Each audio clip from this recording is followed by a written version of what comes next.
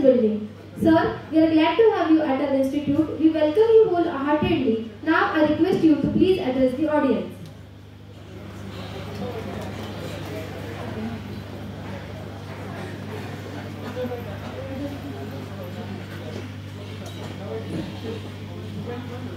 Good afternoon, guys.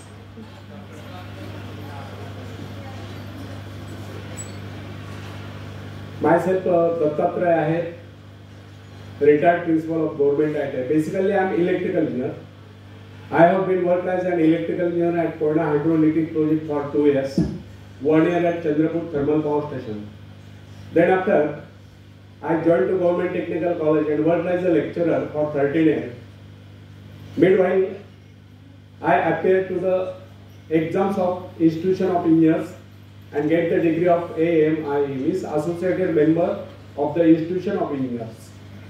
On that basis, I faced to MPSC and get selected as a principal and worked as a principal for 22 years to various government ITIs in Maharashtra and retired in August 2019. And this is my hobby to deliver motivational speeches to Indian youth. So, today I am speaking on self-reliance, means आत्मनिर्भरता. तो friends, lockdown period में अपने प्रधानमंत्री नरेंद्र जी Modi sir ने आत्मनिर्भर भारत इस विषय पर स्पीच दिया था. उसी स्पीच को मैं उसी आत्मनिर्भरता पर मैं बोलने वाला हूँ. तो आत्मनिर्भर बनने का अर्थ आपको पता होगा. इस पे उस पे निर्भर न रहकर स्वयं निर्भर बनना, इसे ही आत्मनिर्भरता कहते हैं. और ये भारत कब आत्मनिर्भर बनेगा? जब भारत का हर नागरिक, हर युवक, हर युवती आत्मनिर्भर बनेगी, तभी भारत आत्मनिर्भर बन सकता है. तो इसी विषय पर मैं बोलने वाला हूँ. तो पहले एक शेर सुनाता हूँ, बाद में आगे स्पीच कंटिन्यू करता हूँ. जिंदगी में रास्ते बना बनाए नहीं मिलते. जिंदगी में रास्ते बना बनाए नहीं मिलते, उन्हें स्वयं बनाना पड़ता है. मंजिलें यूं ही नहीं मिलती यारो, उन्हें मेहनत से हासिल करना पड़ता है. उन्हें मेहनत से हासिल करना पड़ता है. धन्यवाद. तो फ्रेंड्स, आत्मनिर्भर बनने की क्षमता वास्तव में हर व्यक्ति में होती है, परंतु बहुत ही कम लोग ऐसे होते हैं जिन्हें अपने ऊपर विश्वास हो. दूसरों का सहारा ढूंढना तो उनकी आदत से बन जाती है. यह बात हमें कभी नहीं भूलनी चाहिए कि दूसरों के सहारे चलना तो बड़ा आसान है, किंतु इससे हमारी रही सही शक्ति क्षीण हो जाती है. मस्तिष्क और योग्यता, इनका जितना उपयोग किया जाएगा, ये उतने बढ़ेंगे, इनका उतना ही विकास होगा. ये विडंबना है कि अपने आप कुछ करने के बाद तो जैसे इन लोगों के मन में आते हैं. कुछ लोग अपने आप एक ही काम करते रहते हैं, और वह है अपने बदनसीबियों का रोना रोना या दूसरों के आश्रय कर उनके गुणगान करना.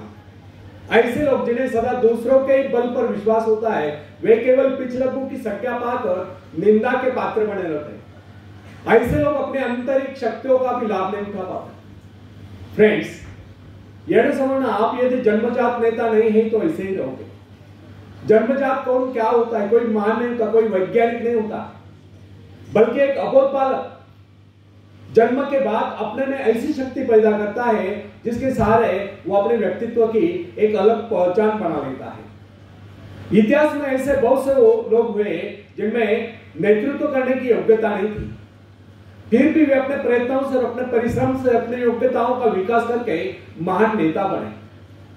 नेता वही होता है जो किसी पर निर्भर न हो, जिसमें नेतृत्व करने की क्षमता हो, जो दूसरों के विचारों का सहारा लेना आवश्यक न समझता हो, उसमें स्वयं सोचने और अपने कार्यक्रमों को स्वयं निर्धारित या कार्यान्वित करने की क्षमता होती है. लोगों की संख्या बढ़ाकर भीड़ के बीच में चलना तो कोई बड़ी बात नहीं है. बड़ी बात तो यह है कि लोगों के दिलों में अपना स्थान बनाया जाए, चाहे लोगों की संख्या कितनी कम क्यों न हो. ऐसे लोग वही होते हैं जो आत्म विकास करके शक्तिशाली हो चुके हैं. ऐसे ही लोग अपने भाग्य को बदल देते हैं, अपने साथ साथ दूसरों का भी भाग्य बदल देते हैं. फ्रेंड्स, आज के युग की विडंबना यह है कि हर कोई किसी न किसी का सहारा ढूंढते नजर आता है. किसी को अपने धन का सहारा लेना पड़ता है तो किसी को अपने मित्र का. कुछ तो अपने वंश पर ही फूले नहीं समाते. ऐसे तो बहुत ही कम लोग होते जिन्हें अपने ऊपर पूरा विश्वास हो. दूसरों की शक्ति पर जीने वालों का एक मनोविज्ञान यह भी होता है कि ऐसे लोग सदैव किसी न किसी को दोषी ठहराकर अपना पक्ष बचाने के अवसर ढूंढा करते हैं। वास्तविकता यह है कि इस प्रकार की आदत कायर प्रकृति की परिचायक है। आत्मनिर्भर बने, आत्मनिर्भर बनने की आदत डाली। आदत का आरंभ उस समय होता है जब एक बच्चे को उसका पिता कोई विशेष कार्य करने को कहता है, तब संतुष्ट नहीं होता, लेकिन जब वो अपने ढंग से उसी कार्य को करता है और उसे पूरा करने के लिए संघर्ष कर विजय प्राप्त करता है, तो उसके चेहरे पर खुशियों की लहरें थिरकते नजर आती है। इस प्रकार की विजय की भावना उस बालक को शक्तिशाली बनने का एहसास दिलाती है। फ्रेंड्स, स्कूल की शिक्षा या कॉलेज की शिक्षा केवल व्यक्ति की व्यवहार कुशलता और योग्यताओं की वृद्धि नहीं करती, यह तो व्यक्ति के हाथ में औजार थमा देती है। इस औजार का सही इस्तेमाल करना आदमी को स्वयं ही सीखना पड़ता है। हेनरी वार्ड बीचर अपने समय के एक महान विचार अपने बारे में कथा सुनाया करता था। जब मैं बच्चा था तब मुझे किसी तरह से आत्मविश्वास की शिक्षा दी गई। मुझे ब्लैक बोर्ड के पास भेजा जाता था। मुझ में शंका और संदेह होने का रोग था। मेरे टीचर मुझे बार बार कहते, इस पाठ को अवश्य पढ़ लेना। उनके स्वर में काफी क्रोध हुआ करता था। उनका यही कहना था कि हमें केवल प्रश्नों के उत्तर चाहिए। यद्यपि उन शिक्षकों का यह व्यवहार कठोर ही प्रतीत होता था, किंतु इतने सारे बच्चों को सीधी राह पर लाने के लिए उनका यह व्यवहार उचित ही था। और इस व्यवहार का ही नतीजा था कि 1 मास से भी कम समय में, विद इन अ मंथ, मैं उन सभी सवालों के जवाब निकालने लगा जो मुझे सबसे कठिन लगता था। एक दिन मुझे ब्लैक बोर्ड पर एक सवाल हल करने को कहा गया। जैसे मैंने सवाल हल किया, टीचर बड़े कठोर अंदाज में बोले, बिल्कुल गलत। अब मेरे पश्चात उन्होंने किसी दूसरे छात्र को बुलाकर उसी सवाल को हल करने को कहा। उसने उसी तरीके से सवाल को हल किया जिस तरीके से मैंने किया था। मेरा उसका जवाब एक था। फिर टीचर उसकी पीठ थपथपाकर बोले, शाबाश, तू तो इस सवाल को हल करने में सफल हो गया। और मुझसे रहा नहीं गया। मैंने तुरंत खड़े होकर पूछा, सर, यदि इसका मेरा जवाब है कि सुलझाने का तरीका है, फिर आपने मुझे डांटकर गलत क्यों कहा? तब टीचर बोले, यह बात तूने पहले क्यों नहीं कही जब मैंने तुझे गलत कहा? फ्रेंड्स, केवल पाठ को याद करने से कोई मतलब नहीं।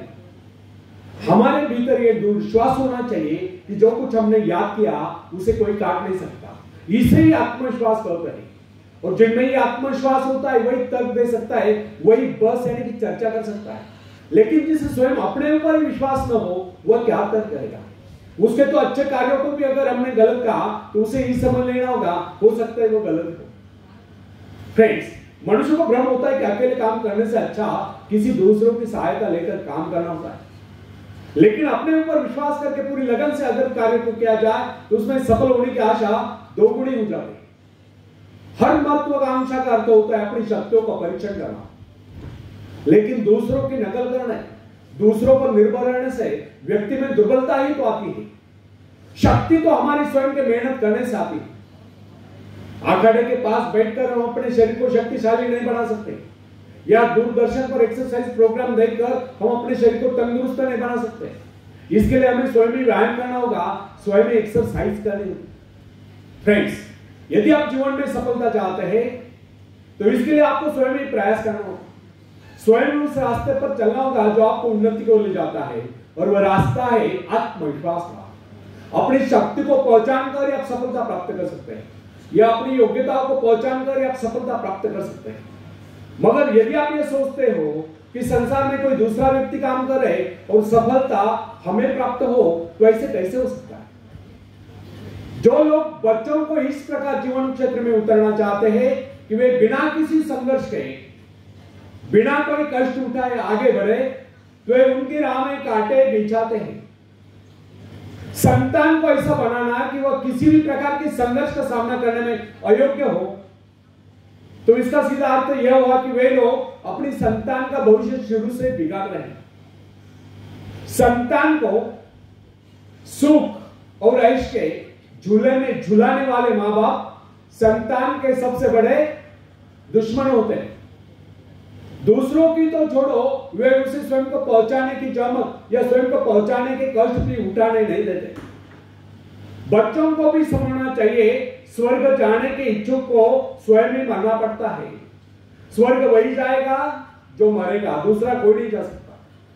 इसी प्रकार जीवन का सच्चा आनंद वही पाएगा जो अपनी आत्मा की शक्ति को पहुंचाएगा। फ्रेंड्स, यदि आप किसी कार्य में कामयाबी चाहते हो तो उसके पीछे अपनी पूरी शक्ति लगा देना। नवयुवकों का या नवयुवतियों का स्वभाव ही होता है सुनना, सीखना, अनुसरण करना। लेकिन अगर उनके अभिभावकों द्वारा या माँ बाप के द्वारा बचपन से सारे इशारा देकर उन्हें जीवन संघर्ष के लिए हतोत्साहित किया गया हो, निराश किया गया हो, तो इसका परिणाम यह निकलता है कि वे अकेले चलना ही भूल जाते हैं। उनकी हालत बैसा के ऊपर चलने वाली हो जाती है। फिर तमाम उम्र वे बिना किसी सहारे के चले नहीं पाते। इसलिए फ्रेंड्स, यदि जीवन में कुछ करना चाहते हो, कुछ बनना चाहते हो, तो अपनी सहायता स्वयं करें। किसी की सिफारिश या प्रभाव से आगे बढ़ने के प्रयत्न आपके भविष्य को नष्ट कर देंगे। स्वयं को इस योग्य बनाओ कि आपको किसी दूसरों से सहायता की आवश्यकता ही ना। अपने भीतर अथाह विश्वास जगाइए। आनंद तो उसी उन्नति में आता है जो स्वयं के द्वारा प्राप्त हो। दूसरों के भरोसे उनकी सहायता से आगे बढ़कर अपने को अपंग बनाने का क्या उपाय हो सकता है? इससे तो मनुष्य की अपनी सारी शक्तियां दम तोड़ देती है, अपनी बुद्धि कुंद हो जाती है। जो दूसरों की सहायता का मोहताज बना रहता है, जो अपना हद तक नहीं ला सकता, वह क्या कर सकता है? वह जीवन भर दूसरों का मोहताज बना रहेगा। ना उनमें आत्मविश्वास आता है, ना वे स्वयं के भरोसे आगे बढ़ पाते हैं। उनका तो भविष्य ही नष्ट होता है।